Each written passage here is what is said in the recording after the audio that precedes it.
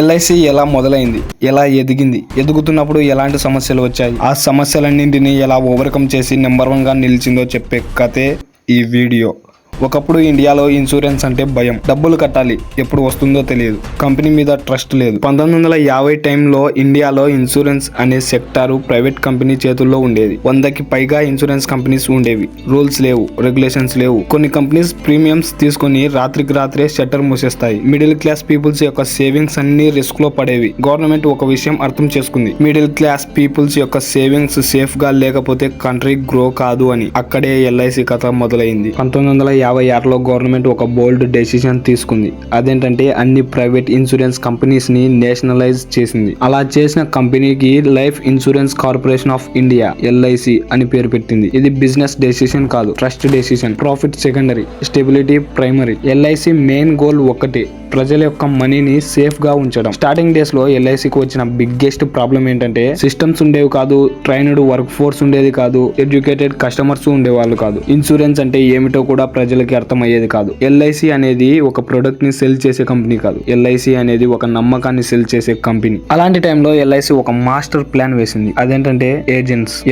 Agents. Employees కి agents కి ఉన్న మేజర్ డిఫరెన్స్ ఏంటంటే, ఎగ్జాంపుల్ కి ఒక ఎంప్లాయీకి నెలకు 15,000 జీతం ఇస్తున్నారనుకోండి, ఆ ఎంప్లాయీ ఆ 15,000 జీతానికి సరిపడ పని మాత్రమే చేస్తాడు. అదే ఏజెంట్ అయితే ఏజెంట్ కి కమిషన్స్ ఇస్తారు. అప్పుడు ఏజెంట్ ఏం ఫీల్ అవుతాడంటే, తను ఎంత పని చేసుకుంటే అంత డబ్బులు సంపాదించవచ్చు అనే ఫీలింగ్ లో ఉంటాడు. కాబట్టి తను నెలకు ఎక్కువ ఇన్సూరెన్స్ పాలసీస్ ని అమ్మగలడు. అదే ఎంప్లాయీ అయితే నెలకు 15,000 జీతానికి సరిపడ పాలసీస్ మాత్రమే అమ్మగలడు. అంతకు మించి అమ్మగలిగినా అతను అమ్మడు, ఎందుకంటే తనకిచ్చే జీతానికి అంతే పని చేస్తాడు. ఏజెంట్స్ ప్రతి టౌన్ లోను, ప్రతి విలేజ్ లోను, ప్రతి స్ట్రీట్ లోను ఉంటారు. Agents is equal to neighbour, relative, తెలిసిన ముఖాలు. పాలసీ ట్రస్ట్ కంపెనీ మీద కాదు, ఏజెంట్ మీద బిల్డ్ అవుతుంది. ఈ మాస్టర్ ప్లానే ఎల్ఐసి రూపురేఖలు మార్చింది. ఎల్ఐసి పాలసీస్ సింపుల్, రిటర్న్స్ అనేవి ఎక్కువగా రావు కానీ ఖచ్చితంగా వస్తాయి, డబ్బు పోదు అన్న కాన్ఫిడెన్స్ ఇచ్చింది LIC. Slow growth but deep roots. 1960-80ల కాలంలో ఇండియన్ ఎకానమీ స్లో అయ్యింది, జాబ్స్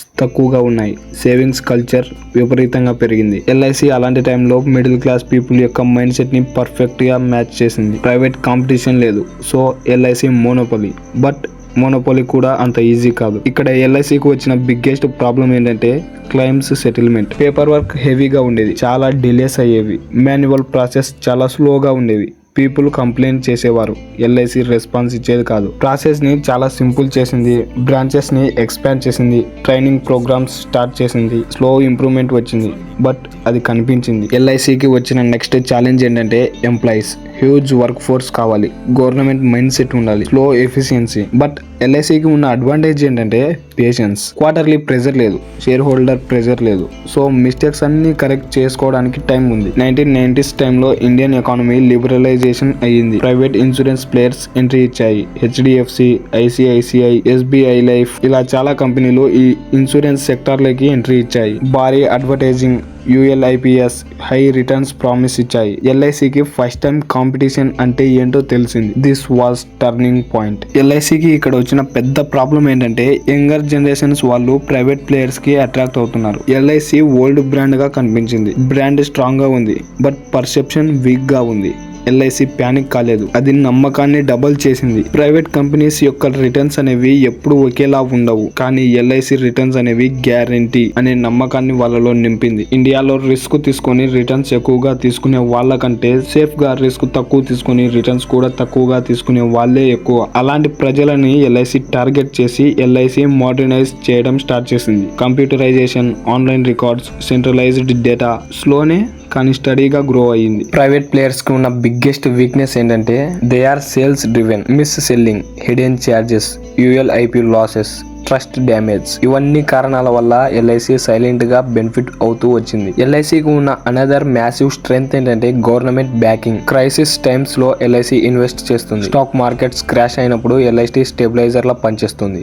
బ్యాంక్స్ ట్రబుల్లో ఉన్నప్పుడు ఎల్ఐసి సపోర్ట్ చేస్తుంది. వీటన్నిటి వల్ల ఎల్ఐసి ఇండియన్ ఎకానమీకి ఇంపార్టెంట్ గా మారింది. బట్ ఇదంతా కొంచెం కాస్ట్ తో కూడుకున్నది. ఎల్ఐసి కొన్నిసార్లు ఫోర్స్ఫుల్ గా ఇన్వెస్ట్ చేయాల్సి వస్తుంది, not for returns but for stability. Still LIC survive అవుతూ వచ్చింది.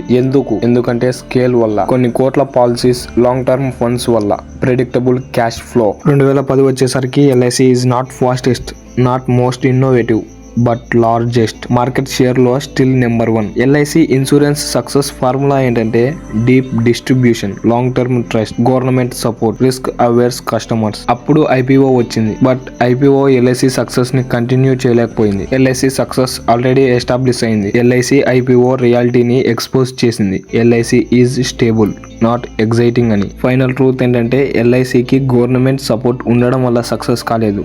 ఇండియన్ మిడిల్ క్లాస్ పీపుల్స్ యొక్క మైండ్ సెట్ ని బాగా అర్థం చేసుకుంది, అందుకే సక్సెస్ అయింది. నా ఎక్స్ప్లెనేషన్ నచ్చితే మన ఛానల్ని సబ్స్క్రైబ్ చేసుకోండి. అండ్ ఈ వీడియో ఎలా అనిపించిందో కింద కామెంట్ సెక్షన్లో కామెంట్ చేయండి. ఈ వీడియో కనుక నచ్చితే ఈ వీడియోకి ఒక లైక్ కొట్టి మీ ఫ్రెండ్స్కి షేర్ చేయండి.